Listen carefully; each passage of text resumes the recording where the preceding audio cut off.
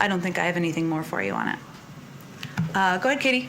Yeah, I have a couple questions. The first is about Secretary Cardona being ordered to revisit the Title IX rules as they relate to sexual misconduct on campus. So the Trump-era rules were controversial because critics said they bolstered the rights of the accused, perhaps over the rights of victims. The Obama-era rules were met by legal challenges that said those rules infringed on due process for the accused. Where does the president want these rules to go? Does he believe a balance could be struck, or what has he communicated about what he wants? I mean, I think the president wants a recommendation from the Secretary of Education, who we look forward to having in this briefing room. And it sounds like there's a lot of questions people would love to ask him, but I don't think he's going to get ahead of a policy process or recommendations by his Secretary of Education. And then I have just a question on what is the president's relationship with Senator Manchin like these days? How often do they talk? They speak regularly. He speaks with a range of senators and members of Congress and members of the House regularly as well. Obviously, they have meetings here, but he, perhaps because he served for 36 years, certainly doesn't hesitate to pick up the phone and have a conversation, whether it's something he agrees with, disagrees with, and that's something he's prone to do even when it's not on his schedule for that day, just when it comes up and it's an ask somebody makes on the team. He has worked with Senator Manchin over the course of years, and he certainly appreciates the support for the $1.9 trillion package that will help bring relief to the American people. He looks forward to working with him on a range of items on his agenda moving forward. Go ahead. The president has said there'll be enough vaccine supply to vaccinate every American adult by the middle of May. What does that mean for the White House's plans to develop a proposal to do export vaccines to other areas of the world? Well, as the president has said, and we've said, I guess, our priority is ensuring that the American people are vaccinated, and we, of course, remain committed to being vital partners in the global community. There are a couple of factors that we certainly our health team considers. We don't know which vaccine is most effective for children. Of course, that testing is ongoing. We still don't know yet the impact of all of the variants. So I don't have anything to predict for you in terms of what additional supply will be shared and when and the process for that. But certainly it's something we're open to. Our first priority, though, is ensuring the American people are vaccinated. A question on this week's schedule. Every day has a COVID-related event for the president. Obviously, he's been focused on it on any given week, but this week seems notable. I was kind of curious what you could say about what the plan is this week and why this is kind of a special week to kind of increase that focus on the response to the pandemic. Well, I would say that there's no issue that's on the minds of Americans more than getting the pandemic under control. The American people know that the reason why we have a recession, the reason why so many families are concerned about putting food on the table, the reason why parents around the country are worried about the impact of closed schools on their kids' mental health and their learning is because of the pandemic. And it is the number one issue and priority on the mind of the president, the vice president, and our entire team. Of course, this week marks 1 year since the country was essentially shut down as a result of the pandemic, and it's important to note of course, what steps have been taken and what progress has been made, but of course also the road ahead. And so we're taking an opportunity to do that. Go ahead. Jen, as a print pooler, I'm going to ask a question for myself and on behalf of the print pool. Sure. And my first question for me could be a follow-up to the Manchin question. Okay. The Senate, before approving the ARP on Saturday, defeated an amendment that would have defunded schools and universities under Title II if they allow transgender kids in athletics. However, that amendment got support from senators on both sides of the aisle, including Susan Collins and Joe Manchin. As head of the Democratic Party, did the president express any regret that that measure got bipartisan support? Well, first, let me say the president's position on the rights of transgender kids to play sports is clear. He signed an executive order, and he believes transgender rights are human rights and wants to see kids have the opportunity to play sports and participate in a range of activities.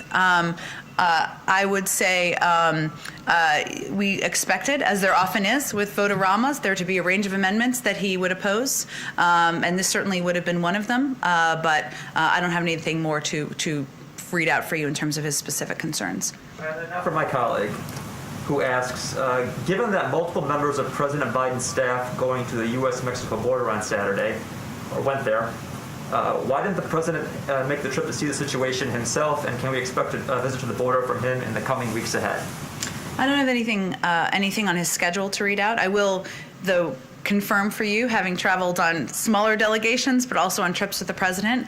A trip with the president, as many of you know, includes Air Force One, includes an extensive security, includes all of you, of course, includes a large swath of people and human beings. This was a trip with a small delegation meant to be able to have a small footprint on the ground, to really have conversations with people who are working in these facilities, who are leading the efforts underway, and even some children. And he felt it was most appropriate for members of his policy staff to have those conversations and do the first trip. Go ahead. Not to belabor Joe Manchin. That's okay. But what we saw last week was you guys do have a numbers problem, potentially a big one. What does that mean going forward, given Joe Manchin's comments in the past, and then more recently talking about he wants Republicans more involved, he will not support an infrastructure bill that goes through reconciliation. I mean, more specifically, the minimum wage. I mean, this is something progressives have pushed for. They want $15. How can you possibly get to $15 when you have Joe Manchin saying what he's saying and Republicans drawing a pretty hard line? Well, first I would say Senator Manchin and Senator Sanders and a range of Democrats in between just voted to support a $1.9 trillion package that is the most progressive piece of legislation in history. So I would say we feel pretty good about that, and the fact that that package was not broken up. It still contained the key components that the president advocated for: $1,400 checks, assistance to schools, and yes, there were some changes on the margins, but it is the core of what he had originally proposed. The president believes that there is a path forward on a range of issues where there's been a history of bipartisan support, including infrastructure. Infrastructure improvements are not a Democratic issue. They're not a moderate issue, a progressive issue, a conservative issue. The American people want their roads, rails, and bridges to be reformed. He feels there's a path forward. There's no bill that's being considered. He's having discussions to hear good ideas from members of both parties. And once we have a bill, we're happy to have the discussion on how we move it forward. Does that mean you do think that you will have to work with Republicans? Do you think you'll have enough Republicans to get to $15 specifically? Oh, sorry, the minimum wage you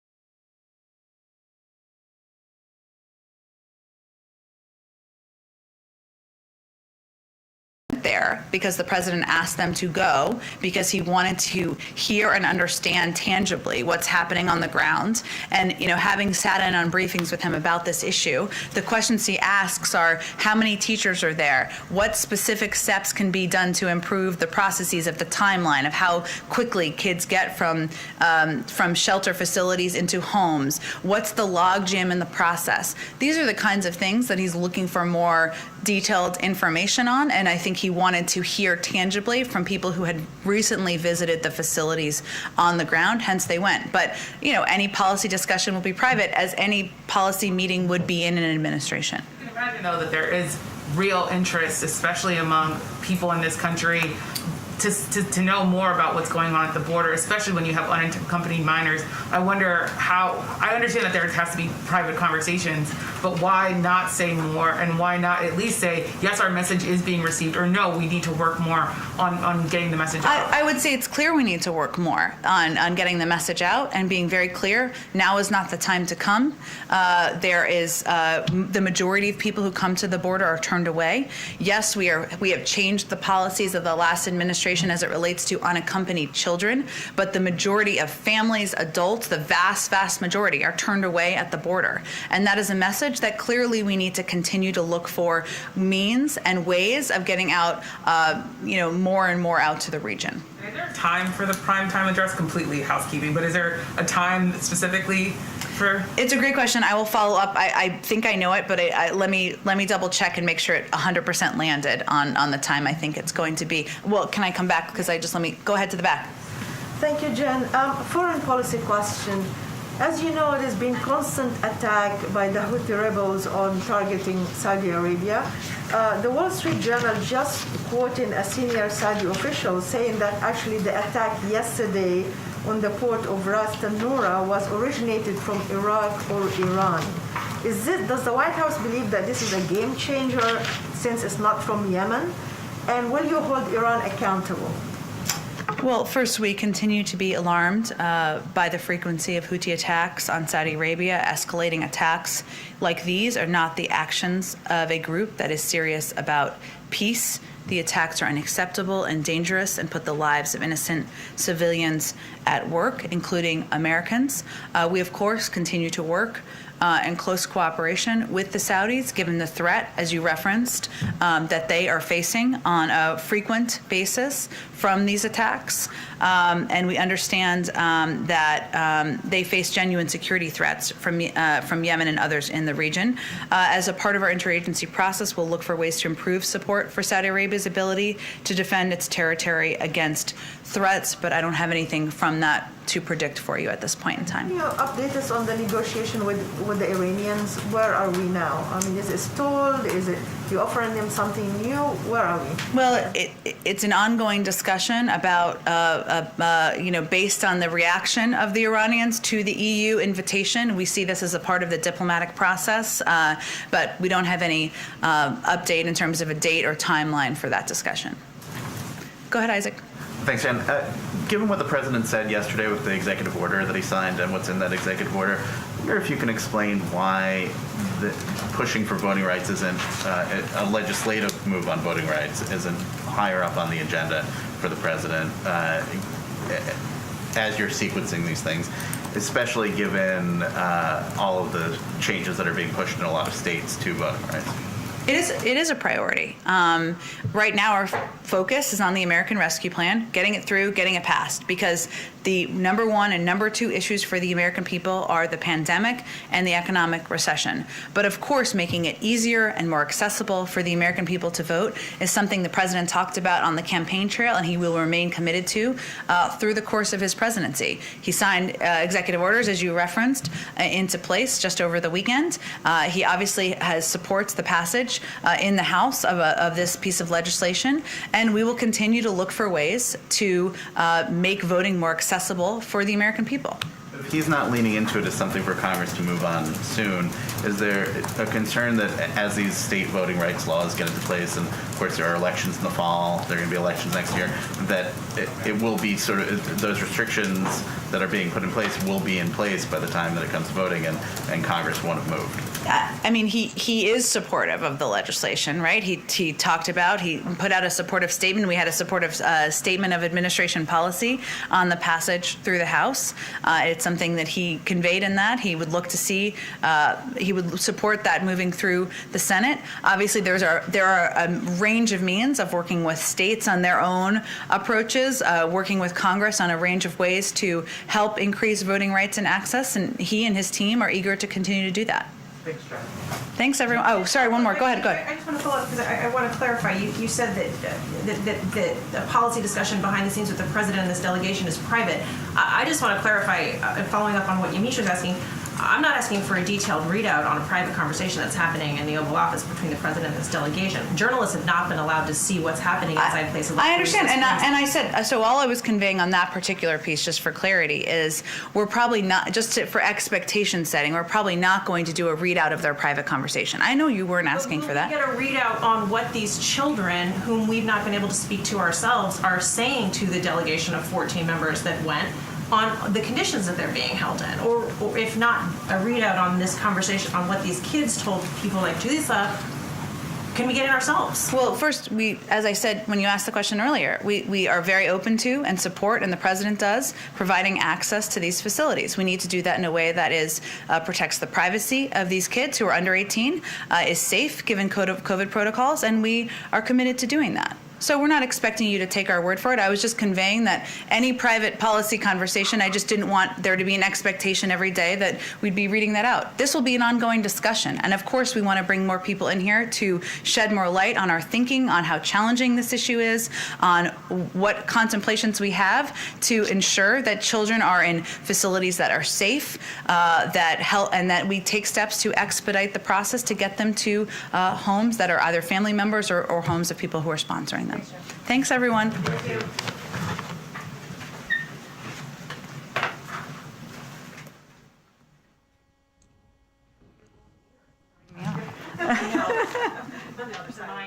It is.